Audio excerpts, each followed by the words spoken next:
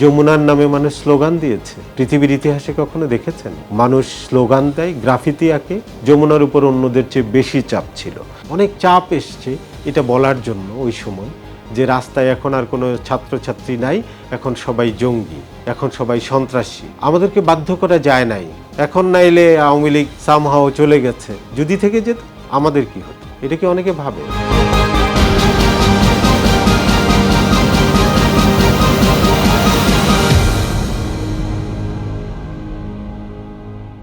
আমরা যখন জুলাইয়ে পদার্পণ করি তখনও আমরা চেষ্টা করেছি যে জুলাইয়ে এই যে সাধারণ ছাত্রছাত্রী যারা আন্দোলন করছে, যারা রাস্তায় নেমেছে, তাদের কথাগুলো তুলে ধরার চেষ্টা করেছি। তাদের উপর কিভাবে নিপীড়ন নির্যাতন হয় সেটা আমরা তুলে ধরার চেষ্টা করেছি।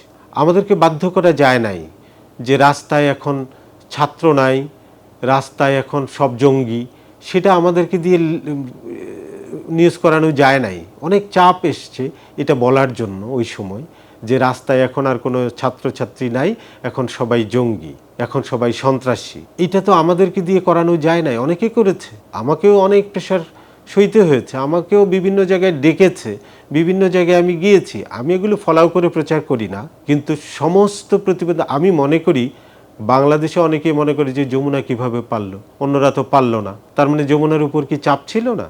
যমুনার উপর অন্যদের চেয়ে বেশি চাপ ছিল।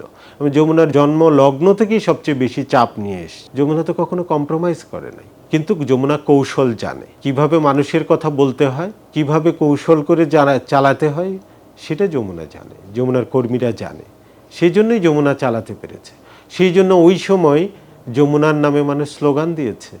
পৃথিবীর ইতিহাসে কখনো দেখেছেন একটি টেলিভিশন কিংবা একটি মিডিয়াকে নিয়ে একটি বিপ্লবে মানুষ এভাবে কথা বলে, স্লোগান দেয়, গ্রাফিতি আঁকে? কোনো উদাহরণ আছে? বাংলাদেশে আছে। এটা কেউ অস্বীকার করতে পারেন, চেষ্টা করেন অনেকে অস্বীকার করার, কিন্তু এই ইতিহাস থেকে এটাকে মুছে ফেলা যাবে না, এটা অস্বীকার করা যাবে না। যমুনা কি কাউকে ঘুষ দিয়েছে স্লোগান দেওয়ার জন্য? যমুনা কি কাউকে প্রণোদনা দিয়েছে স্লোগান দেওয়ার জন্য? মানুষ মন থেকে স্বতঃস্ফূর্তভাবে ওই কড়াকড়ির সময়, ওই নিপীড়ন নির্যাতনের সময়ও মানুষ যমুনার নামে স্লোগান দিয়েছে। কেন? কারণ তারা যমুনাতেই কিছু দেখতে পাচ্ছিল, তাদের কিছু না কিছু কথা যমুনাতে আসছিল। সেটার জন্য কি আমাকে অনেক বেশি কিংবা আমার সহকর্মীদেরকে অনেক বেশি হুমকি ধামকির মধ্যে থাকতে হয় নাই? আমার মালিকদেরকে হুমকি ধামকির মধ্যে থাকতে হয় নাই? বাংলাদেশের কোনো মালিক কি এটা অ্যালাউ করেছে তাদের কর্মীদেরকে? আমাদের যমুনা গ্রুপের মালিকরা তো সেটা অ্যালাউ করেছে, আমাদেরকে করতে দিয়েছে।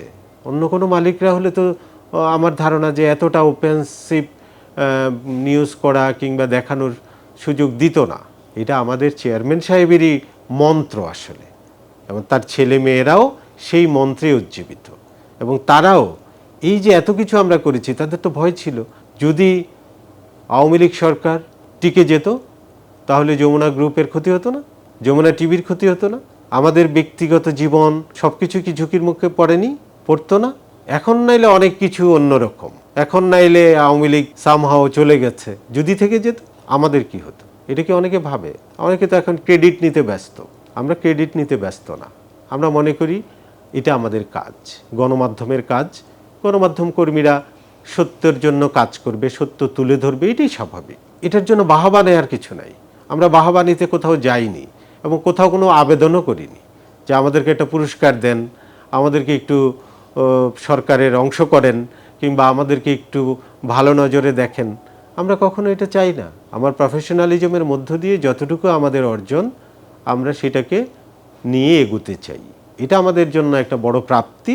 আমরা এই প্রাপ্তিকে সাথে নিয়ে আরও ভালো কিছু করতে চাই। এটাই হচ্ছে আমি মনে করি, তাহলেই আমাদের যে মরহুম চেয়ারম্যান, ওনার প্রতি সঠিকভাবে শ্রদ্ধাটা জানানো হবে এবং ওনার প্রতি সুবিচার করা হবে।